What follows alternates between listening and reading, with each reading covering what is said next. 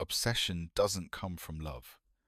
It comes from lack, from silence, from gaps in logic the brain can't stop filling.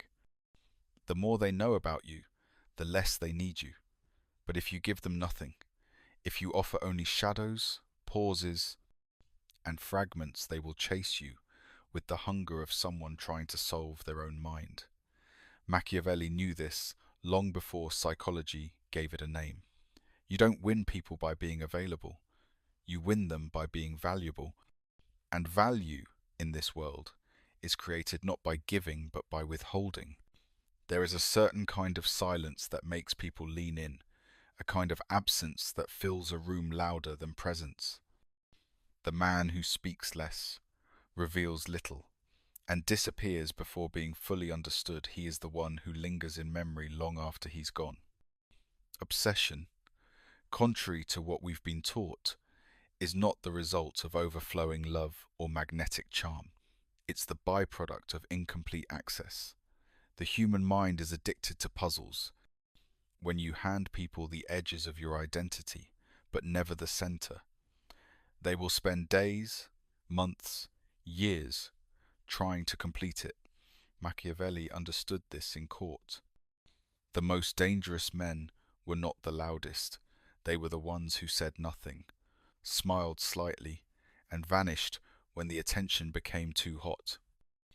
You never got enough of them to hate, or enough to understand. They left you hanging in the space between suspicion and awe. And in that space, obsession grows.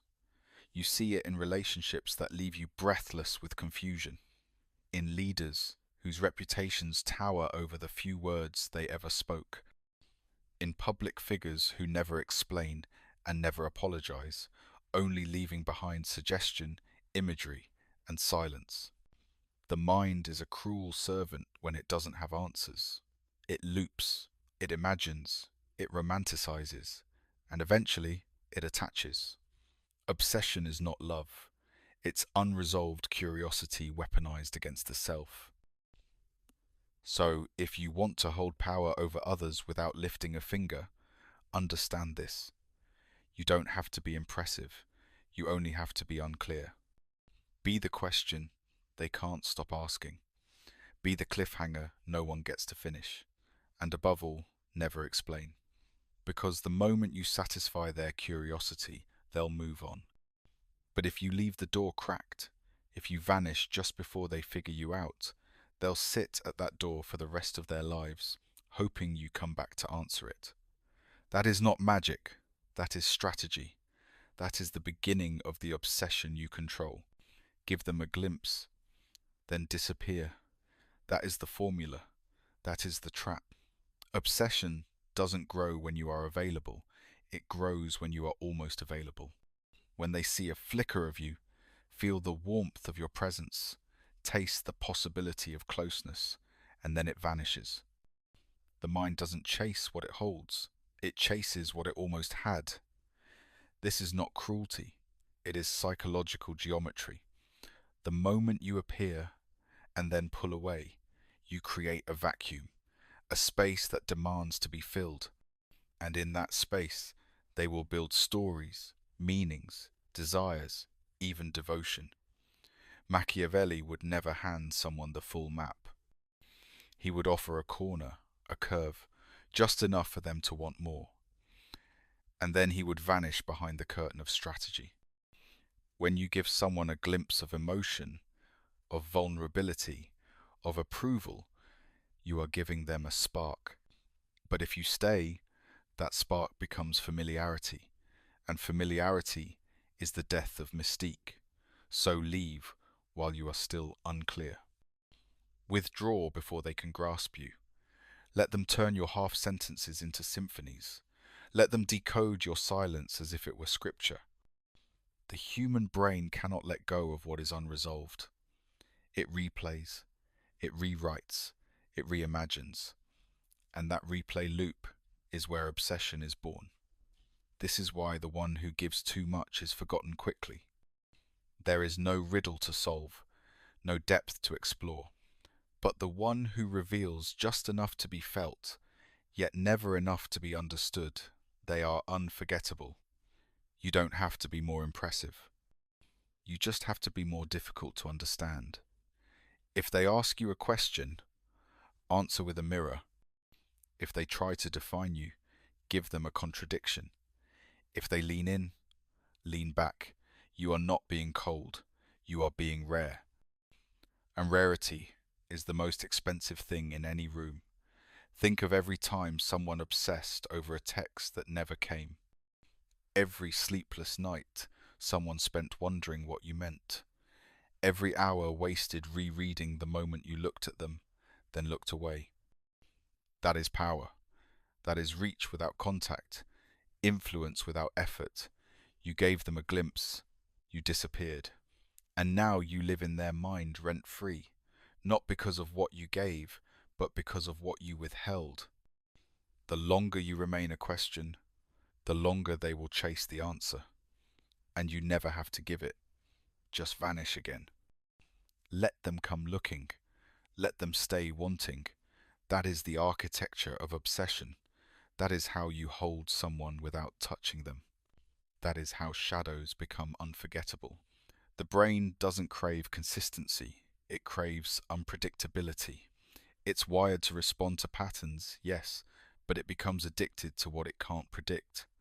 That's why gambling is so powerful. The reward isn't guaranteed. It's random. It keeps you pulling the lever, even when you know it's destroying you. And that's exactly how obsession works. When someone gives you full access, your brain settles. It knows what to expect. It relaxes. But when someone gives you attention in waves, warmth followed by silence, presence followed by distance, your brain becomes hooked. The uncertainty sharpens your focus. It pulls your energy inward. It makes you assign meaning to everything. That delayed response, that shift in tone, that unread message, it becomes a riddle, and your mind can't let go until it's solved. But the beauty of it, the cruelty of it, is that it's never meant to be solved. That's why it works. This is where obsession begins. In the space between attention and absence, in the moment you think they're pulling away, and your mind floods with panic, then relief when they return, then panic again. You become a puppet of their rhythm, not because they're more valuable, but because they've made themselves unpredictable.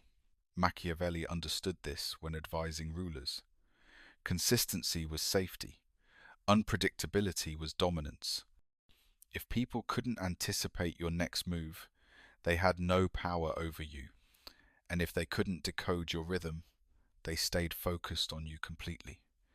You can apply this to almost any dynamic.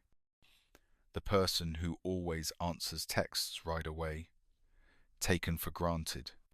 The one who replies hours later, unpredictably, but with intensity. Intriguing, the friend who always shows up, appreciated. The one who disappears, reappears, and leaves stories half told, worshipped. It's not about cruelty, it's about scarcity. It's about contrast. If you want someone to obsess over your presence, let them experience your absence. Let them sit in the dark long enough to crave your light. Let them miss your voice. Let them doubt their place. Because in that doubt, they will fall deeper. And the deeper they fall, the more power you gain without ever having to chase. This is not manipulation for its own sake. It is a form of psychological protection. When you are fully predictable, you are easy to control. When you are not, you stay free. The key is never to vanish completely, just enough to be felt as a loss. Return just enough to be remembered as a reward. That rhythm on and off, warm then cold, is the machinery of obsession. And once it begins, you don't need to do anything more. Their own mind will carry it from there. You become the lever they keep pulling, hoping for more, and they won't even realize you've already won. Power doesn't come from being known. It comes from being interpreted. The most unforgettable people are never fully understood. They are imagined, misread, projected onto. Because the more clearly you define yourself, the more ordinary you become. Mystery is not about hiding everything. It's about letting others fill in the blanks with whatever haunts them most. When someone can't pin you down, they start constructing a version of you that fits their desires, fears, and fantasies. You stop being a person. You become an idea. And ideas are far more dangerous than individuals. Machiavelli knew that clarity was a risk. The moment the public understood a leader too well, they could replace him. The moment he became predictable, he lost control. But when a leader stayed just beyond reach, when his intentions were unclear, his past clouded, his motivations layered, he gained power through speculation. The same law applies to how you hold attention. If you are always available, always clear, always emotionally open, then you are easy to classify. You become safe. And safety is forgettable. But if you reveal only flashes of who you are, glimpses, not explanations, people will obsess over the version of you they build in their heads. They will argue over your meaning. They will romanticize your silences. They will read into your pauses more than they read into other people's confessions. And they will fall in love, not with you, but with the unfinished story you left behind. This is why you must never be fully seen. Let your emotions be shadows. Let your motives contradict. Be warm one moment, distant the next. Not to confuse, but to remain untouchable. Because when they finally think they've figured you out, change direction. Stay ahead of their understanding. Be a mirror to their wants. Then shatter it before they get too close. And never explain. That's the hardest part. You'll be tempted to defend yourself, to offer clarity, to clear your name. Don't. Obsession thrives in uncertainty. If they believe you're good, let them believe. If they believe you're dangerous, let them wonder. Either way, you're inside their mind. Once you've been interpreted, their emotional investment begins. And emotional investment, especially when built on uncertainty, is a trap of their own making, one they won't escape easily.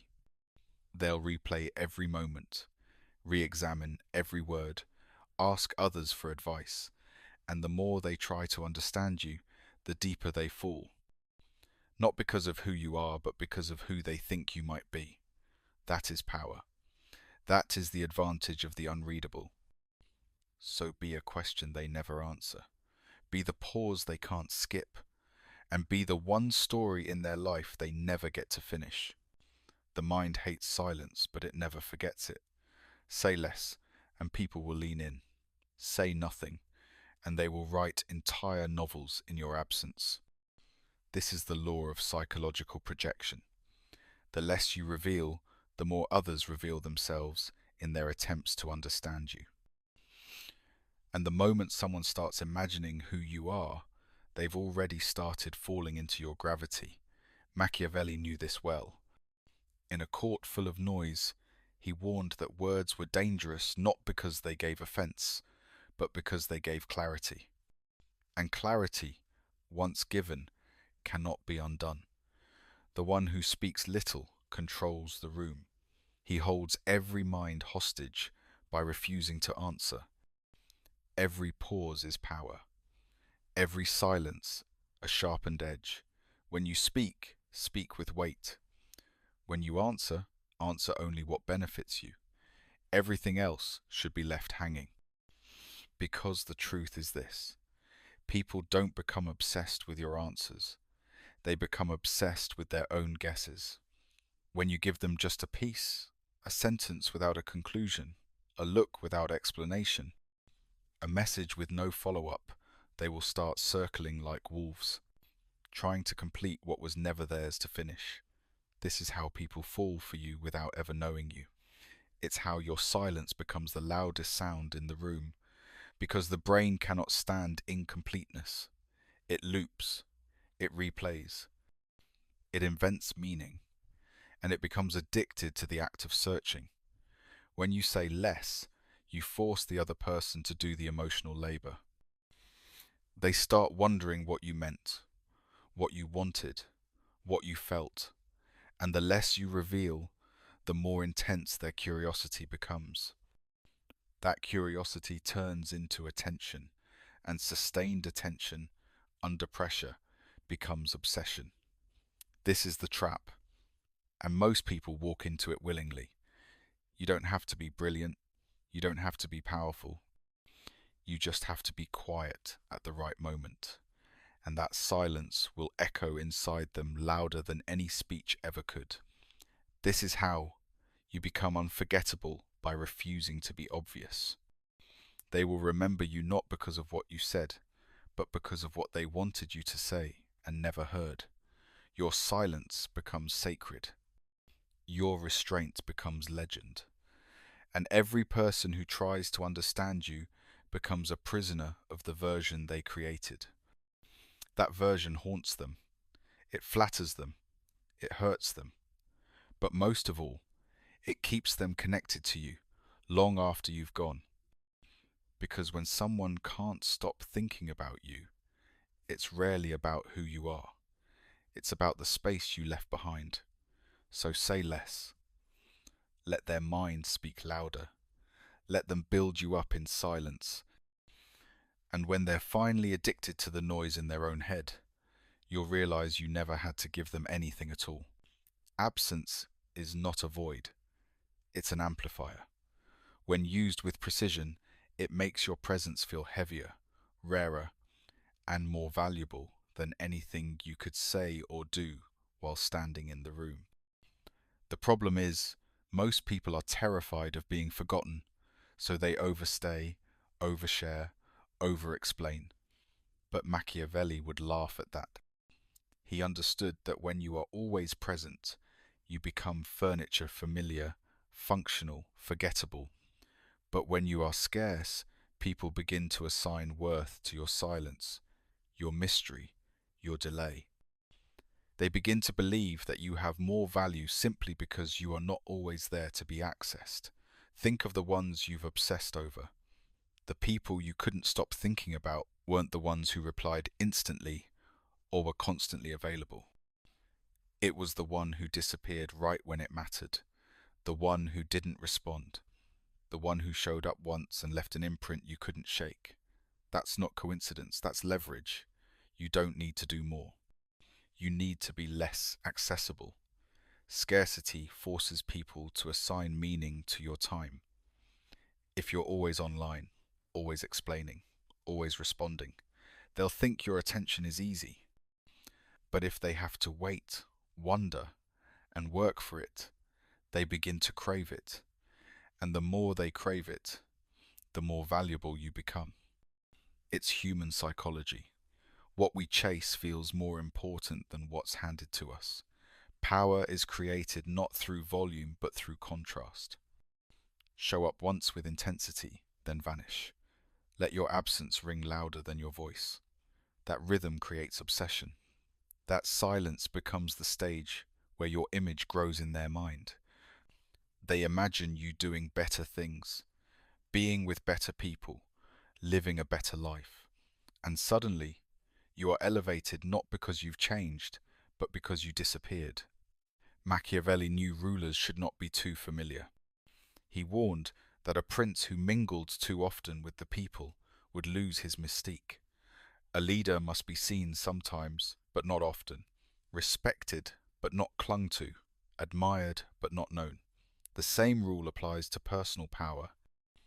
Be around just long enough for them to feel something, then leave. Let them miss you. Let them ask questions in the dark. Let them feel your absence like a weight. And when you return, do not explain where you've been. Let the silence remain sacred. Because in that absence, they built a version of you they couldn't stop thinking about. That version is worth more than anything you could have said. And once they've tasted that tension, that hunger, that unsatisfied curiosity, they will never forget you. Not because you gave them everything, but because you gave them just enough, then walked away. That is the power of absence, not a weakness, a weapon. When you stop rewarding, they start chasing. That's the equation. Give them nothing, and they'll offer everything. Not because you forced them to, but because you left them in suspense, and suspense is emotional hunger. The moment someone senses they don't fully have you, they try to earn what they think they lost. This is the trap. You don't pull them in with kindness or praise. You pull them in with withdrawal. And the more unpredictable that withdrawal is, the more addictive it becomes. Machiavelli understood that loyalty born from comfort was weak. True devotion comes from discomfort from people not knowing where they stand. That's when they overextend, overexplain, overcommit. That's when they begin to serve you just to regain the attention you never promised in the first place. This isn't about cruelty, it's about control. You don't manipulate. You remove your presence and let their mind do the rest. The mind cannot sit in stillness without trying to make sense of it. If someone expects affection and gets silence, they begin to search, they begin to reflect, they begin to question their worth. And when someone starts questioning their worth in relation to you, you've already taken the upper hand. They will try to fix something you never said was broken. They will apologize for things you never noticed. They will offer more time, energy, vulnerability, all in hopes of receiving a signal that they are still wanted. But here's the secret. You never rejected them. You just didn't reward them. You withheld the attention they thought they were entitled to, and now they're giving more just to get back to baseline. That baseline becomes a pedestal. You become the source of peace, validation, and clarity, even though you gave none of it directly. It's a dangerous game, but one that's played every day in relationships, negotiations, and politics. The one who needs less always wins. The one who offers less is always chased, and the one who responds less is always remembered longer. People are not addicted to your affection. They're addicted to the chase you never confirmed. So when they compliment you, nod. When they open up, remain quiet. When they try to impress you, look away. You're not punishing them, you're creating contrast. You're building tension. You're showing them that their efforts don't move you. And once they realize that, their efforts will double. This is how you turn silence into gravity. How you make absence feel like punishment, even when you never said a word. They will fill the silence with hope, with memory, with desire. And before they realize it, they'll be wrapped around the illusion that your validation means everything, even if you never planned to give it. That is power. That is withheld value. And that is how you win. Not by giving more, but by watching them chase what was never promised. Emotion is currency. And when you give too much of it, you make yourself cheap. The world will beg you to open up, to be vulnerable, to share everything. But the more you reveal, the more they adjust. The more they understand you, the less they value you. Machiavelli didn't need modern psychology to see this. He knew that the one who speaks too freely loses his grip on perception. He advised rulers to appear open, but remain unreadable. Emotional minimalism is not coldness. It is control. It is refusing to let people decode you fully. Because once they can map your emotional landscape, they will navigate it without asking permission. They will know what triggers you, what softens you, what makes you break, and anything that can be broken can be owned. So say less. Reveal less. Keep your stories brief and your emotions behind locked doors. You don't owe your trauma to strangers. You don't owe your feelings to people who haven't earned them. Let others carry the weight of emotional exposure. Let them spill and overshare. Let them hope that your silence means safety. It doesn't. It means mystery. And mystery is power. When you give people a calm face, a neutral tone, a steady gaze, they don't know where they stand. And that uncertainty drives them mad. They'll project warmth or danger, love or indifference. They'll assign you every emotion they hope or fear you're hiding. And while they're busy doing that, you're untouchable.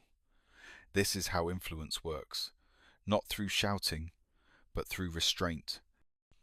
The more you hold back, the more they lean forward. The less you express, the more they imagine. You become a mirror, reflecting only what they bring to you. And most won't realize that they're falling in love with their own reflection, not with you. They'll confuse your silence with depth, your distance with strength, your coldness with clarity. And by the time they start questioning, it's too late. They've already formed the attachment. They've already made you the symbol of something they crave but can't reach. That's the magic of giving nothing. It multiplies in their mind. Emotional minimalism doesn't mean you don't feel it. It means your feelings are yours. You don't hand them over to be judged, played with, or weaponized. You keep them sacred. You let them live in silence. And from that silence, a strange kind of power grows. Not loud, not aggressive, but magnetic. The kind that pulls people in and keeps them circling. Not because you tried, but because you refused. You gave no story, no reassurance, no validation. And now they are stuck in the loop of trying to unlock what was never theirs to see. That is emotional control. That is psychological leverage. And that is how you make silence louder than any scream. Give them what they want for a moment. Mirror their energy. Reflect their curiosity. Offer just enough warmth to be felt. Then pull it all back. That shift, subtle, sudden, and silent, is what creates addiction, because the human mind is built to seek patterns, and when that pattern breaks, it doesn't let go. It searches, it fixates, it spirals. Machiavelli understood this on the battlefield of influence. If you give people consistency, they become lazy. If you give them contrast, they become obsessed. When you mirror someone just briefly, you build connection. You make them feel seen, understood, safe. They drop their guard. They start investing. But the power isn't in the mirroring. The power is in what comes after. When you return to stillness, when you become quiet again, when the light in your voice fades, and the room feels colder without explanation. That contrast is what haunts people. It creates a before and after in their mind. Before, when they felt chosen. After, when they felt distance. And now they want to get back to the beginning, but you never promised anything. You simply shifted. And that shift forces them to chase. Because they assume they did something wrong. They assume they lost something. And they want to fix it, even if they never knew what it was. This is how obsession grows, not from constant attention, but from unpredictable rhythm, from emotional temperature that changes without warning. When you speak with passion and then go quiet, when you look someone in the eyes, then withdraw, when your tone says everything and then nothing, these are the moments that loop in their head for days. They'll replay the time you laughed, the way you paused, the expression you left unfinished. Because the mind can't resist trying to make meaning from disruption. They want to believe the moment meant something. They want to believe they mattered, and now they need you to confirm it. But you won't. You'll give them stillness. You'll retreat behind the curtain of calm. Not cold, not cruel, just still. And that stillness becomes unbearable to the ones who tasted your warmth. It's not rejection, it's removal. Not punishment, it's silence. And silence, when it follows connection, is louder than anything you could say. They'll start to talk more, reach more, offer more, hoping to restore the version of you they thought they had. But they never had you. They had a glimpse, a moment, a reflection, and then it was gone. That contrast lives in their nervous system. It makes them addicted to your emotional rhythm. Not because you are overwhelming, but because you are unpredictable. You never gave too much.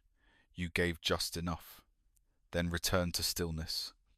And now they can't stop reaching for the echo. Attention is a resource. And like any valuable resource, it loses its power the moment it becomes abundant. When you give too much of your attention, people stop working for it. When you give it away without discretion, they stop respecting it. Machiavelli understood that power was never about force, it was about perception. And perception is built on scarcity. The less you give, the more they want. The more they want, the more they chase. This is why you must treat your attention like a rare currency. Give it deliberately. Withdraw it often. Make them earn it. Not through desperation, but through consistency. You cannot command obsession if your presence is easy. You cannot inspire curiosity if your replies are immediate. You cannot build value if your energy is scattered across everyone and everything. When your attention is limited, it becomes a prize. People begin to measure their worth by how much of you they can access. A text from you means more. A glance from you means more. A conversation with you becomes an event. Not because of what you said, but because you rarely speak. When people know that your energy is expensive, they adjust, they perform better. They speak carefully. They try to hold your focus, because they know they may not get it again. And that effort becomes investment. That investment becomes attachment. And that attachment born from scarcity is what turns interest into obsession. You don't have to be cruel. You don't have to play games. You simply have to create an economy of attention where not everyone is rich. The more available you are, the less visible you become. But when you move like your time has weight, others begin to treat it like gold. This applies to every relationship, romantic, social, professional. The moment someone sees you giving the same energy to everyone, they will devalue the energy you give them. But if your focus is rare and your presence unpredictable, they'll begin to compete for it. Not openly, not always consciously, but internally, they'll start adjusting. They'll wonder why you haven't replied. They'll read into the pauses. They'll imagine you being busy with something or someone better. And that imagination, even if incorrect, builds pressure. It keeps you at the center of their mind. And when you finally do give them a moment of attention, it lands like a spotlight. They absorb it, replay it, cling to it, and then, just as they get comfortable, you withdraw again. Not to punish, but to preserve value. The less of you they can access, the more powerful your presence becomes. Because attention is not just about presence, it's about control. And when you control your attention, you control their desire. Not because you forced it, but because you made it rare. When they start asking for more, that's when you give less. That's the moment you pull back, not forward. Because the second someone notices the distance, they're already emotionally invested. And emotional investment is a thread that unravels control. Machiavelli warned that once people feel too secure in your presence, they stop fearing your absence. They begin to expect more. And expectation is where power slips. So you interrupt the pattern. You pull away just when they lean in. You don't explain. You don't reassure. You leave a space, a quiet gap they'll try to fill on their own. That silence becomes unbearable, because the closer they get, the more they crave certainty. And when you withhold it, they don't walk away. They dig deeper. They try harder. They ask more questions, send more signals, offer more of themselves. And every time you step back in the moment they want more, you increase your value not because you are rare, but because you are unavailable by choice. That choice is where your power lives. People become obsessed with what they can almost have, not what they hold, not what they own, but what remains just out of reach, no matter how much they try. This is the difference between attention and obsession. Attention is given freely. Obsession is earned through uncertainty, and that uncertainty must be maintained. When they get close to naming you, you change direction. When they begin to predict your rhythm, you shift the tempo. You reward them with presence, then retreat before they can grasp it. That retreat is not cruelty, it's architecture. It builds the tension they'll carry into every quiet moment you're not there, into every room you don't enter, into every silence they try to decode. They'll replay the last words, reanalyze your tone, search for signals in things you never meant as messages. And all of that energy is yours now. Not because you gave them everything, but because you gave them less than they expected. People think that giving more earns love. It earns comfort. But giving less, strategically, earns focus. It makes you the question in their head they can't shake. And the more they want the answer, the more power you hold. You don't need to explain. You don't need to offer more. When they reach, you pull. When they plead, you pause. And when they start to fear they've lost you, they'll offer everything just to stay where they were. That is the trap, not built with force, not built with lies, but with silence, distance, and withheld value. And once they've tasted that imbalance, they'll keep trying to correct it without ever realizing you designed it that way from the start. Let the fire burn without you. That's how obsession sustains itself. You don't need to fan the flames. You don't need to be there watching. Once you've planted the seed of uncertainty, once you've given them warmth and taken it away, their own mind will do the rest. They'll keep replaying, reimagining, rebuilding versions of you that never even existed. You're not the one chasing anymore. You're not even present. And yet, you're everywhere in their thoughts. Machiavelli would call this the art of self-sustaining power, the ability to haunt without effort. The ones who truly master this know that silence is not the end of a connection, it's the beginning of the spiral. Because when you vanish right after intimacy, emotional, mental, or even imagined, they are left holding pieces of something they believed was whole. And the mind cannot tolerate fragmentation, so it becomes obsessed with solving it, with fixing what was never broken, with chasing what was never caught. This is why you leave, not loudly, not angrily, just quietly. Let the moment echo. Let the last conversation linger. Let the absence grow into something heavy. And the longer you're gone, the more powerful the version of you becomes in their mind. You become idealized, romanticized, even mythologized, not because of who you were, but because of the vacuum you left behind. People don't obsess over closure. They obsess over the lack of it, over the unfinished sentence, the last glance, the message left unread. And every second they spend wondering where you went is a second you control without effort. You're no longer participating.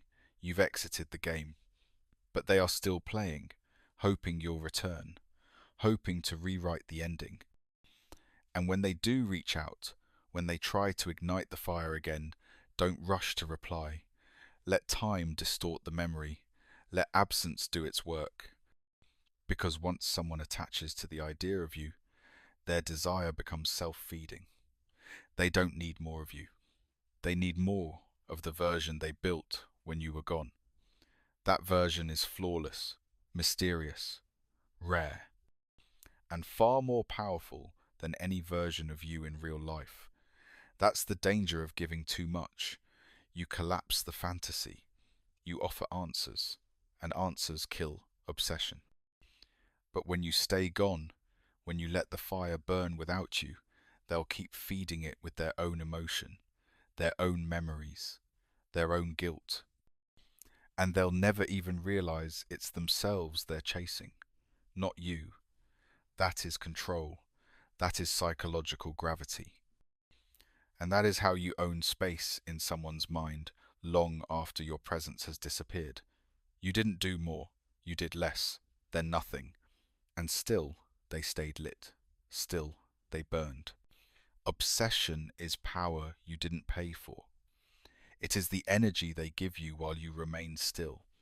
The thoughts they carry, the emotions they stir, the loops they spin in, all without your effort, all without your presence.